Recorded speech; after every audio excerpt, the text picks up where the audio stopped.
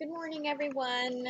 Hello, and welcome to today's learning session, Capacity Development for Restoring Tropical Forest Landscapes, organized by WWF Forest and Climate. Thank you so much for taking the time to join us today. My name is Emmeline Gasparini, and I am a Program Associate with the Forest and Climate team. Our presenters today are Eva Garen and Gillian Bloomfield, both of the Environmental Leadership and Training Initiative, or ELTI, at the Yale School of Forestry and Environmental Studies. Next slide, please. So before we begin, I'd like to go over a few logistics and some frequently asked questions. For those of you who have participated in past sessions, this will sound familiar, but yes, today's presentation is being recorded, and you can find the recording within a few days on our YouTube channel. To get to the recording, simply go to youtube.com and search for WWF Forest and Climate. There are two audio options. You can listen through your computer or dial in through the phone number that was provided in your registration email. And it's important to note that if you experience audio difficulties while listening through your computer audio, those are sometimes caused by having too many browser windows or programs open at once. So feel free to close some of them, which usually solves the issue, or you're always welcome to join by phone. And if you continue to have technical difficulties, please send me a message via the chat or the questions function, and I'll try to get you sorted out as soon as possible. Along those lines, questions are absolutely welcome. You can send your questions anytime during the webinar using the toolbar on your screen. We'll answer as many as possible during our allotted time, and after the webinar, you'll receive a link in your follow-up email with additional resources from WWF and from ELTI, including a link to the YouTube channel where you can watch a recording of the session when it's live. So thank you again for joining us, and with that, we'll get started. Next slide, please. So Eva and Gillian, take it away. Great, Emmeline, thank you so much. We appreciate the introduction and very much appreciate being invited to be part of this very exciting webinar series. My name is Eva Garen and I'm ELTI's Director, and I'm going to be presenting today with Gillian Bloomfield, who coordinates ELTI's online training program. So we're very grateful to you and to WWF to have this opportunity to share our work, and look forward to a really fruitful discussion with all of the participants. And I also want to thank everyone who joined us today for the presentation. So we divided the talk into four primary sections. First, I'm going to provide a very brief introduction to the Environmental Leadership and Training Initiative, which we refer to by the acronym ELTI, and then also discuss our approach to capacity development. I'm then going to introduce a case study from our Panama program to illustrate how our model works in practice. Gillian's then going to present ELTI's place-based online training model, and then we'll end with a question and answer session. So first, I'd like to give some background about our program. ELTI is an initiative of the Yale School of Forestry and Environmental Studies. We launched the program in 2006 with donor support from a charitable fund called Arcadia. And we're a capacity development program focused exclusively in the tropics, and particularly within landscapes that were once forested and now are comprised of a mosaic of land use practices. And these practices can include cattle ranching, different crop production, mining, and a whole range of other activities. So ELTI's mission is to provide people who manage and influence tropical forest landscapes with very practical training opportunities and a range of follow-up support to foster innovative land management approaches that both enhance biodiversity and livelihoods. We work in an array of mosaic tropical forest landscapes on strategies that increase tree and forest cover, restore and maintain ecosystem services, again, all while supporting local livelihoods.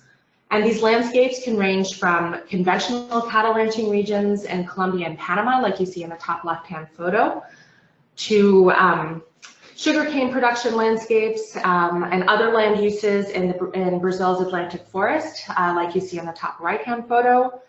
We also work in coal mining areas in East Kalimantan in Indonesia, and then work within mosaic landscapes of rice and coconut production in the Philippines.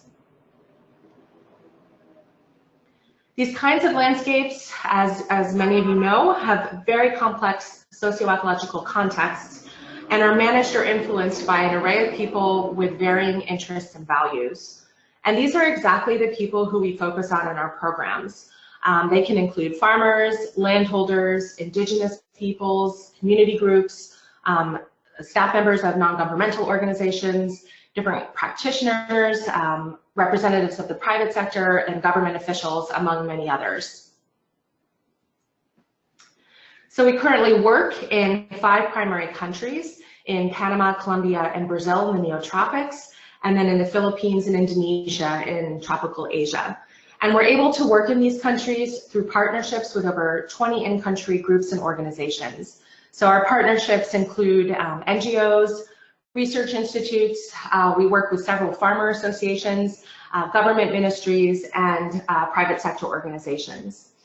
And we've also worked in several African countries and are in discussions now regarding the establishment of field sites there. Our primary training themes vary depending on the context of the regions where we work. So for example, we focus on restoration with native trees in all of our training areas, but then focus on the integration of trees and forests into food production landscapes, primarily in Colombia, Panama, and Brazil. And then our work related to rehabilitating mine sites and also mangrove restoration has been focused entirely in Southeast Asia. So we work very closely with our in-country partners to identify key training themes that are most relevant for each region, and then we work together to select course participants and to develop the content of each of the courses. Our capacity development approach includes 4 primary components. First, we relay scientific information, traditional knowledge, and applied experience to participants through field, online, and blended courses. And blended courses are those that integrate both field and online training techniques. Second, we support the alumni of our courses to apply and share the knowledge that they learned. And we do this by awarding small grants for projects. We provide mentorship support and also provide technical assistance. Third, we facilitate the exchange of information by establishing and managing websites, information portals, and social media sites. And then we also raise awareness on key issues by organizing conferences and symposia with host country partners. So our approach to capacity development, particularly related to tropical forest restoration, has become very relevant in the past few years with the emergence of the Bond Challenge, which many of you probably know already are familiar with it. It's a global effort to bring 150 million hectares of the world's deforested integrated land into restoration by 2020 and 350 million hectares by 2030. So to date, there are 42 countries around the globe that have made Bond Challenge commitments totaling 160 million hectares. And these pledges require that governments assess and implement restoration at many scales and in many contexts. So capacity development is needed more than ever before to ensure that these processes are done in an informed and inclusive manner, and that the people who are managing and influencing them have access to the very rich body of scientific data, traditional local knowledge, and applied experience on restoration. And it's very important that people who are implementing restoration initiatives have access to peers, experts, and networks who are involved with restoration around the globe. So I'm now going to talk further about ELTI's field-based programs, and then Gillian will present to you about our online and blended offerings. ELTI holds field courses in what we call our focal training sites. And the focal training sites are areas where we repeat courses drawing upon a network of nearby field sites. And we selected the sites for their teaching and demonstration potential, as well as the history of scientific research, applied projects, and these have happened in each of the areas where we work. The sites are really dynamic. They include demonstration areas, interpretive trails, field exercises, and farm visits. And the ELTI staff and partners regularly update these components as the context of each site changes over time. And we also develop complementary training curricula and materials for diverse audiences on different themes at each site. So the sites are selected to represent global issues impacting biodiversity and human livelihoods. And we do this in areas that have very rich land use histories and contexts representing multiple social values.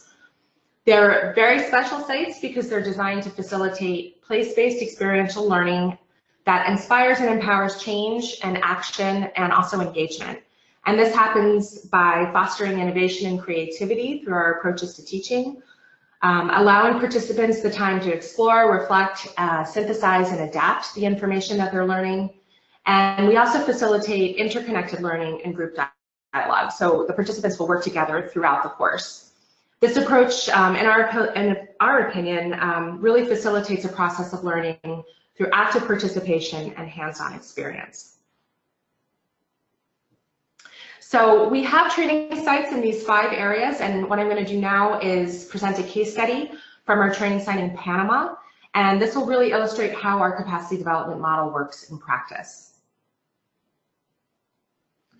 So our Panama site is located in the Azuero Peninsula, and this region is a tropical dry forest ecosystem that's comprised mainly of conventional cattle pastures, agricultural land, and remnant trees and forest patches. So the area is now experiencing prolonged dry seasons with quite extensive droughts, which is severely impacting cattle and agricultural production. And so in the photo, you see a picture of the region. These are cattle pastures, and these are where the cattle go around the different hills, and you can see it's quite degraded at the height of the dry season. So there are many landholders in the region who are quite concerned about these trends, and they want to restore ecosystem services provided by trees and forests to maintain their livelihood practices. And in this case, the livelihoods in the region are primarily based upon cattle ranching. So 2015 was a particularly difficult year in the Azuero Peninsula, with water shortages and high temperatures during the dry season adversely impacting cattle and milk production. So ranchers and farmers are facing similar problems in the past few years, and so their concerns are mounting about the future of their livelihoods given current trends. There have been some efforts to increase tree cover in the region, and this has been mostly by plantation forestry, using both exotic and native tree species. But the region, as I've mentioned, is dominated by cattle ranching, and so it has a very strong cattle ranching culture and economy. And so restoration efforts really must work within this sociocultural and economic reality rather than try to change it or replace it. ELTI began working in the region in 2009 by organizing 2 initial field courses with cattle ranchers on restoration strategies within a cattle ranching and agricultural context. So the first course that we organized focused on strategies to integrate restoration and sustainable practices into food production landscapes. And then the second follow-up course was a farmer-to-farmer learning exchange on sustainable cattle ranching systems. So the courses, we designed them in partnership with the Yale School of Forestry and Environmental Studies and the research they've been doing in that region, the Smithsonian Tropical Research Institute, and others working on restoration opportunities from both social and ecological perspectives in the Azuero Peninsula. And then we also incorporated the research and applied experience of CPOV, which is Columbia's Center for Sustainable Agricultural Production. And we integrated their experiences on silvopastoral systems, which integrate trees with forage and livestock production. So during that course, we also connected the ranchers with potential funders from the Small Grants Program of the Global Environment Facility, which at the time was very interested in supporting cattle ranchers in the Azuero Peninsula region. During the second course, participants, as I mentioned, had the opportunity to visit with other farmers, and they did this by looking at a network of model farms where CPOV had been working in Panama and working with landholders to establish different kinds of silvopastoral systems. So the participants were able to learn directly from the farmers. They talked about what worked, what didn't work, what it would take to establish their own systems in their farms and communities, and how they might begin to jumpstart that process. After these initial courses, several of the ranchers decided to establish their own silvopastoral and restoration systems. So ELTI worked with them through our leadership program to form the region's first Sustainable Cattle Ranchers Association, which we refer to by the Spanish acronym APASFE. And the establishment of this association enabled the ranchers and farmers to access small grant funding from the Global Environment Facility to support different projects that they wanted to start on their farms. And then ELTI worked with CPOV researchers to support the farmers to set up and manage their new systems. This process involved over a year of continued training and mentorship for PASPE members by ELTI's leadership program coordinator, also CPOP's researchers who came in from Colombia, and a Peace Corps response volunteer, or excuse me, a Peace Corps volunteer who at the time was an environmental conservation extension agent and who now coordinates ELTI's Panama program. And the training and mentorship support covered many themes, including how to establish and manage a community association. So the farmers did not have an association in this case and were developing one for the first time. We also provided training and support regarding the application for and management of international funds. This was from the Small Grants Program at the Global Environment Facility, and also how to establish and manage restoration and civil pastoral systems. And these are very diverse, interesting systems that required quite a lot of mentorship over the years.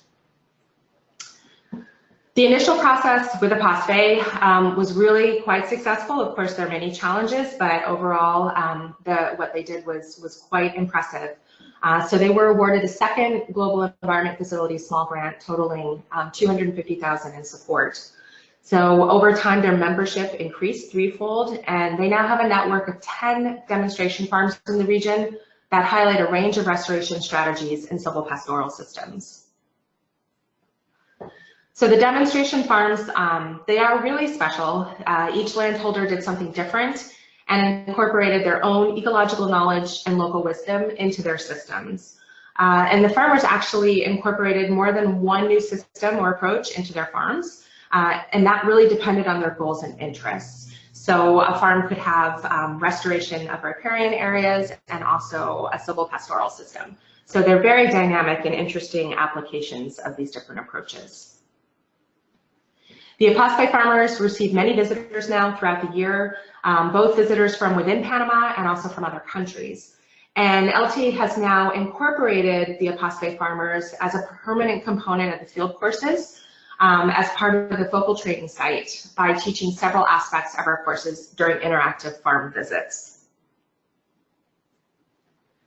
And the demonstration farms are a particularly effective way for course participants to learn about the range of restoration strategies they can implement on their land. And this can include more passive approaches like natural regeneration and assisted natural regeneration, which some of the farmers are doing, to more active interventions like intensive civil pastoral systems. So the participants go to the farms and they talk to the farmers. They learn about why they chose the interventions that they did, how they establish and manage them, and the challenges and successes they experience along the way. ELTI really has learned that including the PASPE farmers as co-facilitators of field courses is an ideal approach to the place-based and experiential learning pedagogy of our program. One interesting trend that's happening in the region is that PASPE members are now advising other ranchers and farmer associations to establish and manage restoration and sustainable cattle ranching projects and to access funding. So the photo here is of members of the Sabine Community Cooperative who live in another region of the Azuero Peninsula, and members of Sabine took ELTI field courses and received follow-up assistance both from PASPE and ELTI's leadership program to apply for the GAP small grant and to establish their own civil pastoral systems and restoration projects. And so now there are several other communities throughout the region that are interested in following the same approach, which is helping to scale out restoration from the bottom up.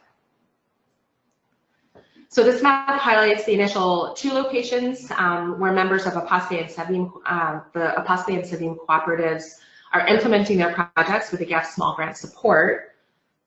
And then you can see here how it's scaling out to 4 other communities who are now interested in either strengthening existing cooperatives or establishing cooperatives to also seek funding to support restoration and sustainable cattle ranching projects.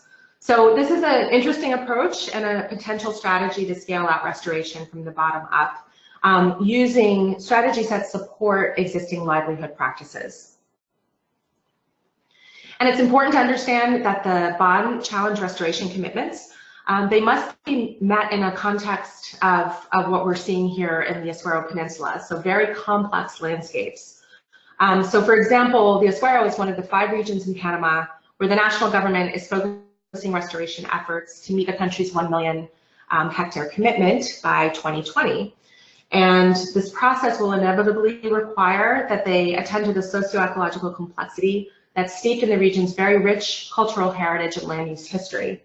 And given ELTI's experience, it appears that the national commitment really can only be met if the actions of individual landholders and community groups are realized, and especially those who are willing and able to establish different kinds of restoration interventions on their land. So last year, ELTI was requested to hold a field course for members of Panama's Environment Ministry who are implementing the country's 1 million hectare restoration program. And the ELTI staff implemented the course in collaboration with PlaceBased so that ministry officials could learn directly from the farmers like the other participants do in our courses. So this picture here depicts one of PlaceBased founding members explaining her farming system to ministry officials.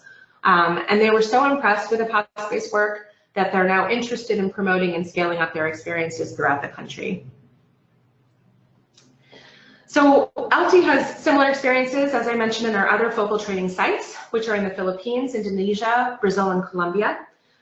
In the Philippines, for example, we have a focal site with Visayas State University that includes training courses on rainforestation strategies for climate resilient recovery. And those are courses that we implement with municipal authorities and local communities.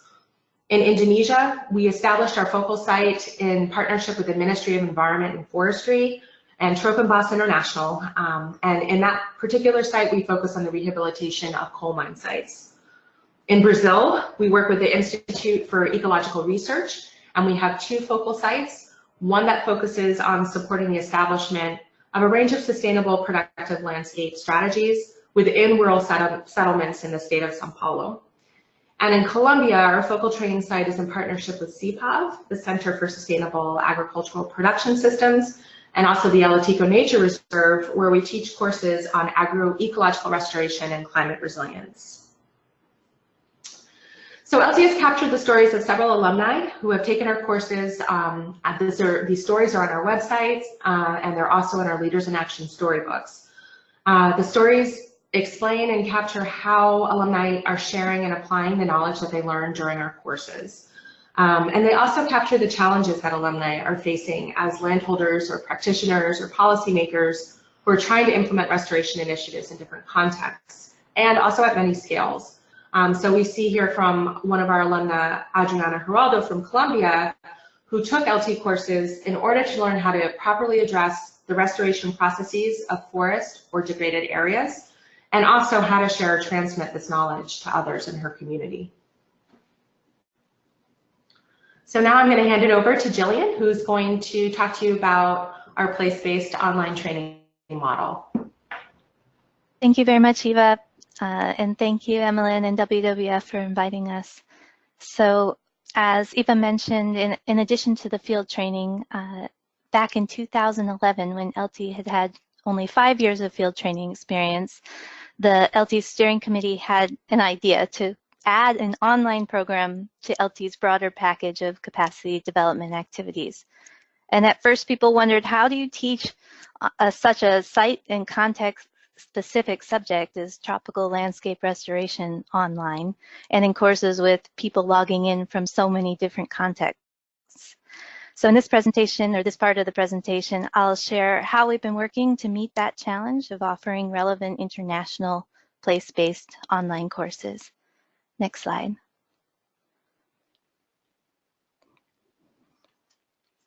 Eva, could we have the next? Thanks.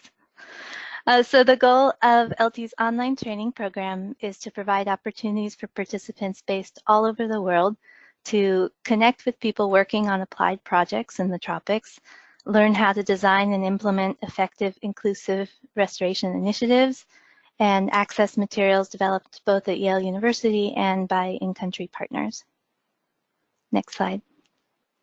Many universities and organizations approach online learning as putting PowerPoints or written materials online. And ELTI started developing this program from a different perspective. So learning what worked well with our field training and thinking critically and interviewing potential participants about how we can use the online format as a tool for capacity building. So to help our target audiences enhance their information, experience, and networks that they need to meet their conservation and restoration goals. So in that, I would stress that it's not about putting materials online. It's really about using the benefits of online learning to help them not only increase their knowledge, but with the application of that knowledge in mind. So we hold intensive short courses. Our model has been successful to have diverse participants and international contributors logging in and being featured in the same online experience. Multiple opportunities for interaction and feedback, and very practical assignments. Next slide. Thank you. So since 2013, when we launched our first online course, to the present, we've had 22 online courses delivered in 5 languages: English, Spanish, Portuguese, French, and Indonesian. We've had 6 blended online field courses delivered in English and French, and I'll talk a little bit more in a few minutes about what we mean by blended. And 731 online course participants representing 48 different countries. Next slide, please. So our course themes, the subjects of our courses to date have been introductory course on tropical forest restoration and mosaic landscapes. That's the course that we've done in English, Spanish, Portuguese, and Indonesian. We had a partnership with IUCN to do courses, both online and blended courses on forest landscape restoration in the tropics. And those have been in English, Spanish, French, and Portuguese. We recently launched a course in English on community and stakeholder engagement, and recently launched a course in Spanish on sustainable agricultural landscapes. So one of the key aspects of our online training courses and our field courses as well is the idea that we take a flexible approach to restoration, a very inclusive approach, so that we present restoration, the themes and principles behind restoration in different ecosystems, but that can encompass a variety of different land management strategies. Next slide. So that we can teach a range from restoring tropical forests as forests, all the way to increasing trees and ecosystem services into agricultural lands. Next slide. We also teach a range of different strategies, from more passive methods of assisted natural regeneration to more active methods of tree planting. Next slide. So, and another aspect is that the courses always highlight the importance of involving many different stakeholders involved in conservation and restoration. And those can be stakeholders that are local, community and indigenous groups. They can range all the way to ministry officials, to the private sector, and to nonprofit representatives. Next slide. So what are some key elements of how we bring the field online? Next slide. So one is that we have the ability in an online format to feature many different lectures and case studies. So within the same course, we might be able to have a case study featuring the experiences of someone working in Rwanda, with experiences by a professor whose lifetime of work has involved studying restoration in Vietnam, to interviews between people at Yale and alumni at F&ES, Forestry School alumni working in the Democratic Republic of Congo, to other case studies in Mexico, Sri Lanka, and many other countries. So that's an area where an online course definitely lets us feature a lot of different experiences in a way that you wouldn't have the same presenters come to a field course. Next slide. This has also allowed us to highlight and showcase the experiences at the focal training sites and with the partners that ELTI's had since we were started, like the ones that Eva mentioned. So in this case, we can have a written case study, as well as interviews with partners talking about the experiences with restoration by our partners in the Philippines. Next slide. or we can present the data and research results of organizations working on the ground in other countries, such as our partners in Colombia working on studying silvopastoral systems. Next slide. And we've heard feedback from different participants that the ability of the case studies and lectures to connect people in many different countries has been very valuable. For example, this participant, Hiron from Honduras, is working on Honduras's national restoration plan. And he expressed how the case studies, especially the one from Colombia, presented data that he could then show to his colleagues, and they could understand that if they can do that in Colombia, they can also do something in Honduras. Next slide. As mentioned before, the courses online provide many different opportunities for networking and exchange. We have live discussions where everyone logs in from wherever in the world in whichever time zone they're in to have question and answer with different guests, to discuss what they're working on, as well as to have presentations by guest speakers. In this case, one of the ELTI staff members, Jacob Slusser, was able to present the case study that Eva just mentioned of the experiences working with the PlaceBased group in Panama. Next slide. They also have weekly discussion forums where they are asked not just to comment on the materials for their own benefit, but also to share with their colleagues their thoughts. What do they find particularly interesting? What were the aspects that were not clear to them? And then in many cases, the participants exchange ideas or will help answer each other's questions, and especially how the content relates to their own work. Next slide. And we've had feedback similarly, in this case, participant Michelle, working in the Philippines on mangrove restoration, mentioned how she was able to learn from the experiences of the colleagues in from different countries that were all logging into the same course. Next slide. A key element, as mentioned before, is that the courses are designed to guide the participants to develop their own personal projects. So each of the participants comes to our courses with their own site context, with the stakeholders that they work with or that they will need to identify for their own country or their own region or their own even plot of land. And so, for example, these are some of the different sites where participants came to the site, and during the course of their online experience, everything that we talk about from a theoretical perspective, they then actively relate to their own specific context through the assignments in their projects, so that they leave the program with an implementable project plan that is relevant to their own site. And we'll also have optional field visits where, even though it's an online course, you can bring in the field element by having an assignment where that person goes to their field site and interviews different stakeholders and does a diagnostic of the site. Next slide.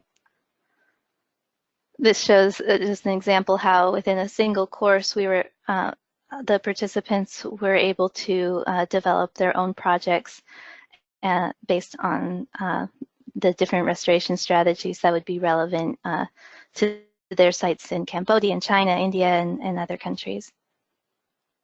Next slide.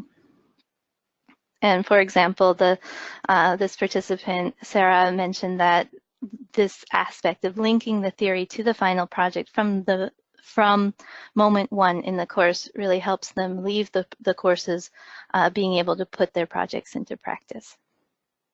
Next slide.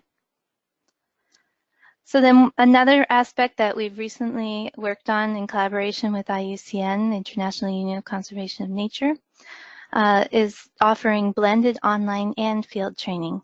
And this has allowed us to think critically about what are the aspects of online learning that we can, where we can use the online format to present things that would not necessarily be able to be featured in a field training, such as all of the diverse international case studies, or to have theoretical presentations provided in an online format so that once everyone comes together in the field, they're not spending so much time sitting in a classroom, and they can be doing the elements of training and capacity development that really benefit from being together in person, such as visiting field sites and working on participatory exercises together as groups, in groups. Next slide. Yes, or this side, yes. So in this case, we just started with this experience, and we're expanding into offering a whole range of blended online and field training. And we already received some feedback that this online component really helped serve as a primer for the participants to get their mind into the program, into the theory and everything before showing up in the field. Next slide. So what are people doing with what they learn? They do many different things. We've had feedback from exit surveys and follow-up surveys, and as well as ongoing communication with online course participants, that they are working to design or implement restoration projects. They're developing national and subnational policies, improving national assessments and strategies, and also enhancing restoration plans. So for example, this participant, Ruben Dario Palacio, he was able through the course to learn about the importance of monitoring and how to do monitoring related to restoration.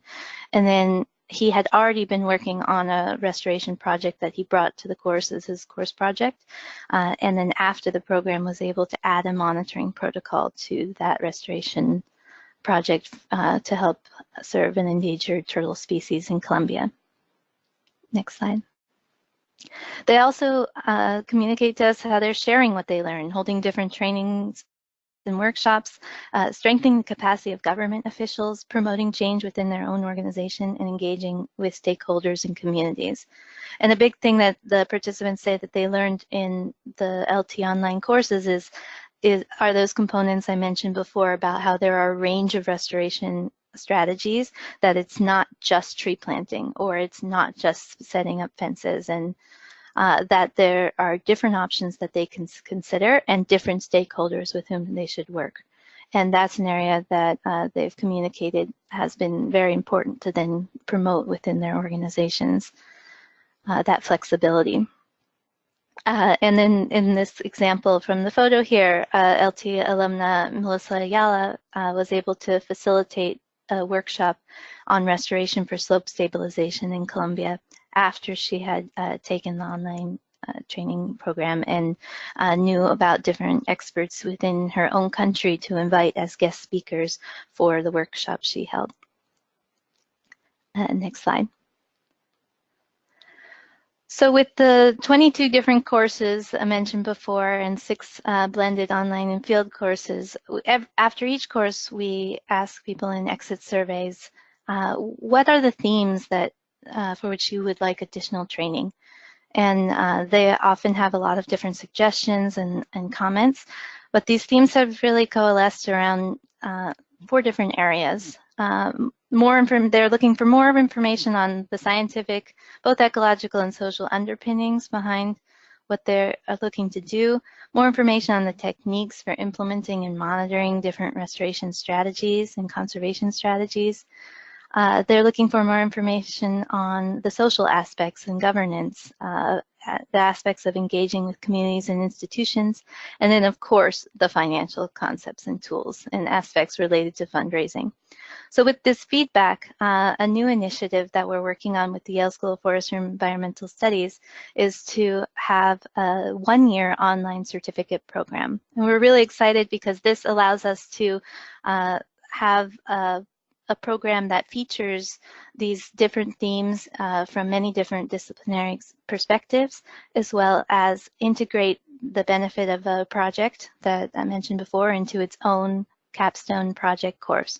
So we'll be having, over the course of 1 year, we will have these 4 8-week online courses on these 4 themes mentioned here: the fundamentals, strategy, people, and funding, have a capstone project course throughout, and an optional field course at an ELTI field training site in the tropics. So this allows us to really benefit from the aspects of online learning that we can share with the potential participants, as well as the key benefits of learning in the field. And so keep an eye out for this program, and if you're interested in more information, we'll be sharing, feel free to contact me and we'll be sharing more information about it in the follow-up to this webinar. So this one-year online certificate program is set to launch in June of 2019. Next slide. So with that, I think we finished the presentation part of this session, and we have 20 more minutes for question and answer. So thank you very much. We do indeed. If we could go to the next slide, please. Thank you both so much. That was a really interesting presentation. We've got questions rolling in already, but participants, this is your moment. We have 20 minutes to ask any questions you have burning in the back of your mind. I will start off with kind of an overall process question, which is, how do you select the landscapes and the communities that you work with? At any level, really, for these practice sites or for general training? Sure. I'll jump in, and then Gillian, if you want to add to it, that would be great. I think there are different processes for the field-based and then the online and the blended programs. So as I had mentioned, ELTI works entirely with local partnerships in our focal countries. So we build these partnerships. We've been doing that since 2006 and have solidified, these central partnerships that we have in the countries where we work. And then through that, we discuss and determine the different topics that we approach in our training, but then also talk about the best entry points. What would make the most sense for targeted training and capacity development? Who should we train? And that can evolve over time. So we'll do this with our local partners. We have obviously ideas that we come to the table with, but it's our local partners that are there on the ground in the field with our staff members who are seeing and understanding things and realize, well, maybe we should engage at this time on techniques for native species reforestation with communities, and then at a later time we should do courses that share these experiences with members of ministries, or it can change. So there's a strategy to it in each site that's carefully thought out and planned through with our local partners. Great. And is there a similar process for selecting participants? And are there any sort of guidelines that you use in terms of their background for selecting them? Yeah, I think it can, so again, it will change. Our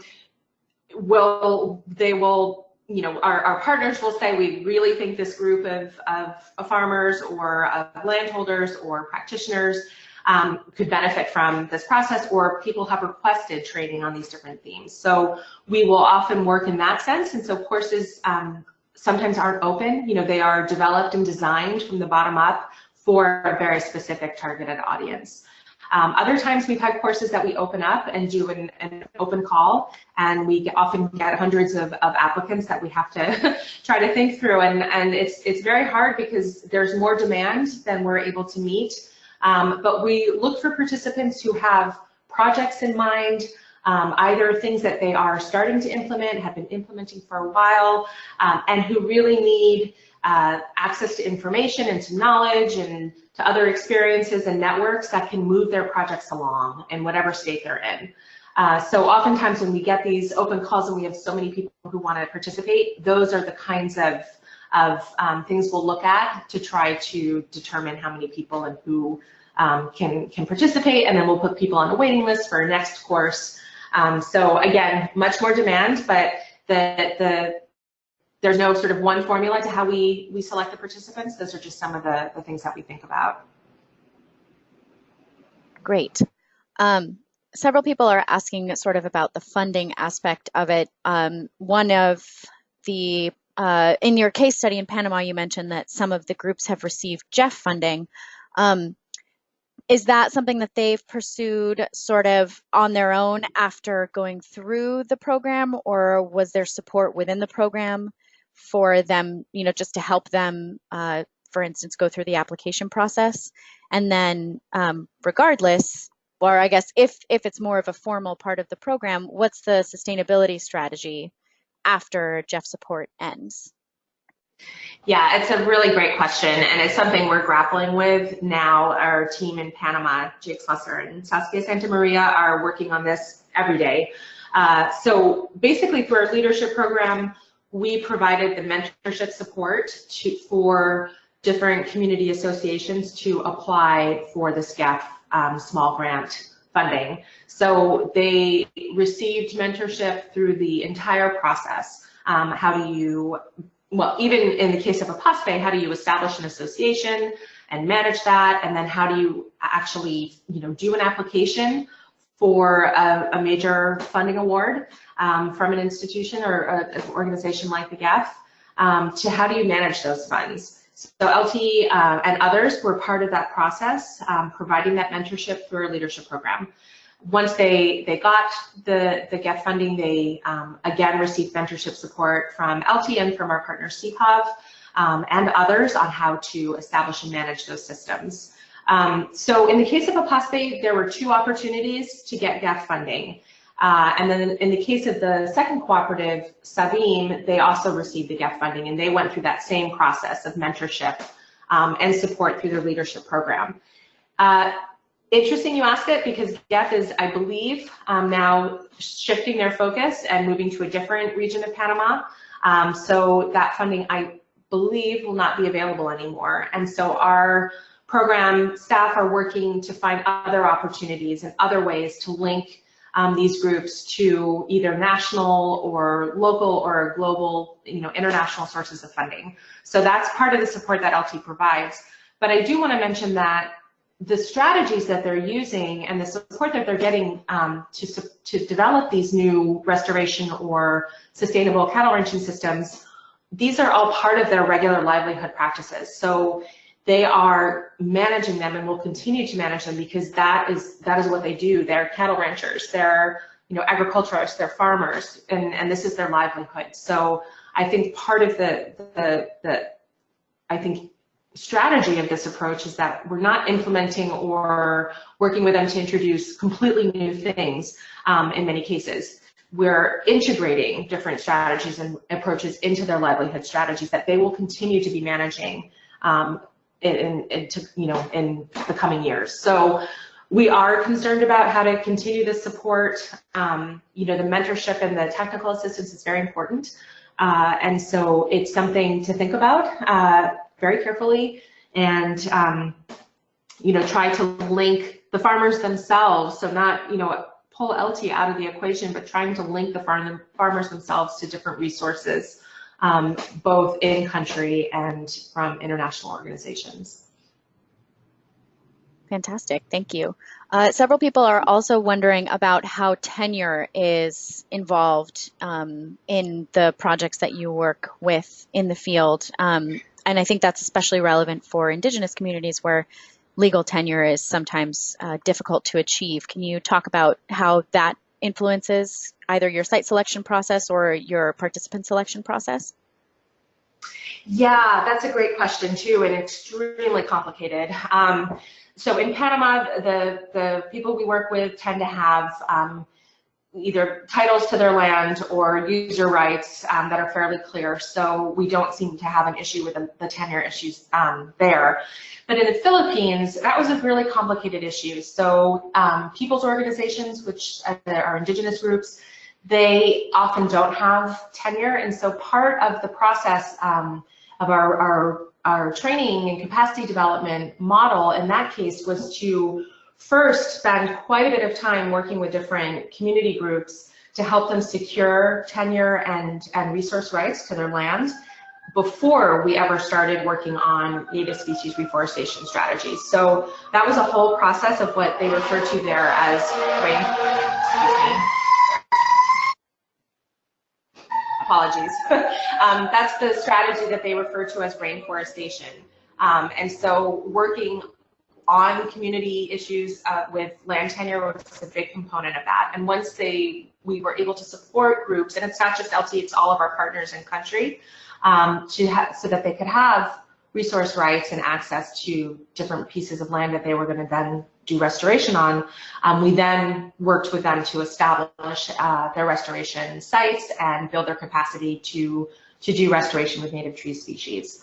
It's going to be different in every country where we work and every region where we work.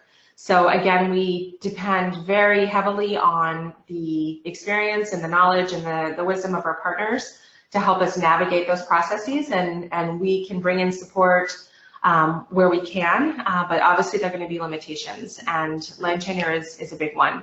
But interestingly, in several of the areas where we work, especially in areas where there are established cattle ranching communities, those tenure issues aren't as big of an issue as we find in other areas. Thank you. Switching to sort of the process of the courses, you mentioned that some of your alumni in your follow-up surveys mentioned that they are conducting workshops or trainings themselves. Is that training of trainers also part of your coursework? Or is that something they've done just on the strength of the knowledge that they've received? It's been both. So we actually have training of trainer courses that are aimed at having the participants then go out and do trainings themselves, and we do that again in the Philippines. We've done that also with coal mining sites and training on those themes in Indonesia, as well as Colombia, Panama, and we're starting to do that. Our first course actually in the region of Pontal in Brazil is going to be a training of trainers experience. So we do have those kinds of offerings where the expectation is that people will go out and then share and repeat the kind of training that they learned in the course.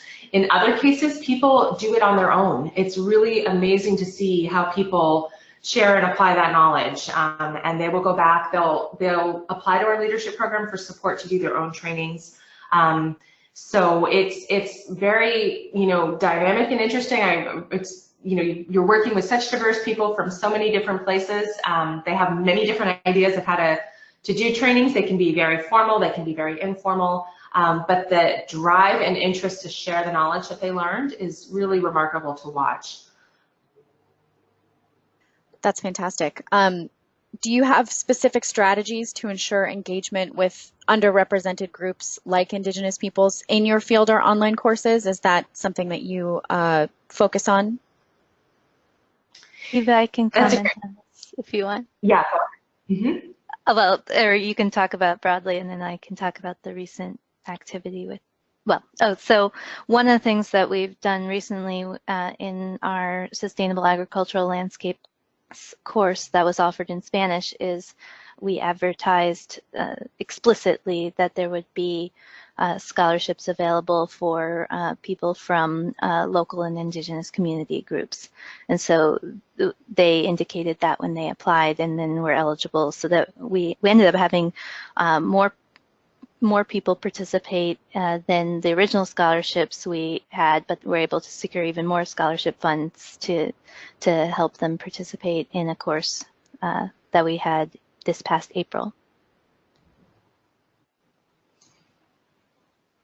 So just to expand on that a little bit more, we don't have an explicit strategy or policy, but I think just given the nature of what we do and the fact that we work with partners that are sort of on the ground and very bottom up, in most cases, they are already working with communities, Indigenous communities or local communities, and are very keyed into and aware of providing knowledge and experiences of these capacity development experiences to these groups. A lot of our courses are fully subsidized, so people don't have to pay anything, which is what we would love to continue to do. Some of the courses that we do have to charge some fees, so we are always finding ways to bring in people who want to take the course, who might not be able to afford it. We try to figure out ways to make sure that they can participate in the experience. That's fantastic. Speaking along financial lines, do you find these online courses or these blended online courses to be much cheaper than in-person training? And if so, you know, several people are wondering if you can give, or if you can share any sort of general cost estimate for what it takes to put on, say, one of these courses for a certain number of people. Or is that? Sure, Gillian. No, that's okay. Yeah, it's interesting because we were very lucky to have this funding from Arcadia, and their primary goal was to make sure that people had access to knowledge and information that they normally wouldn't have access to. And so we were able to subsidize opportunities for many, many years. We're now diversifying our funding sources, and so we for the first time really started quantifying how much all of this costs, and it varies within the field programs. It will vary depending on how long a course is, where it is. It very much depends. They can be, you know, from $5,000 up to, you know, $20,000. It just depends on the different components. And within our focal training sites, we do have things very well set up and established. We are as cost effective as possible.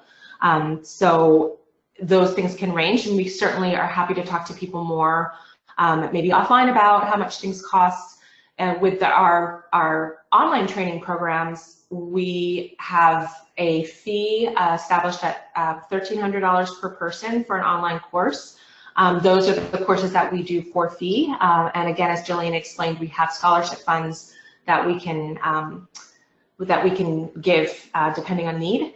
And then other courses are subsidized. So it depends on the funding sources that we have available. But about $1,300 per person for a course of, Gillian, roughly between about 18 to 20 people, or a little bit more? Up to 30. Up to 30, yeah. So I'm not sure if that answers entirely, but again, you know, there are so many ways to cut back on costs, but things really do add up, and it depends on the country you're in, where you do it. Do you have to help people get to the site? Is it local? You know, can people just get on a bus and come and then stay for a couple of days, or do we need to fly people in? So there are lots of different variables there that make it complex to give just one general number. Yeah, of course, and especially if you're dealing with different geographies, I would imagine the more diversity you are addressing in a larger program, the more the costs are equally diverse. A couple of people have asked also if you can tell us whether you do any sort of monitoring on these projects and programs after the course has ended. So the participants go through and they are, you know, have a specific project in mind. Is there any sort of monitoring follow-up that happens with these participants and their projects after the course has ended?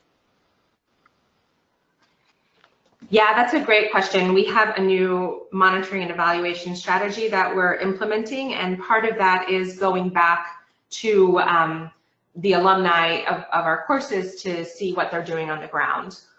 So we are, you know, we've trained over 6,000 people. You know, we've had 140 different courses, so it's a huge endeavor for us. But we are doing this in different ways. And so, for example, our Neo-Topics program and our coordinator, Jake Slusser, just worked on a really interesting alumni assessment, trying to understand what people do after the training and what they've done, either by sharing the knowledge or applying it on the ground.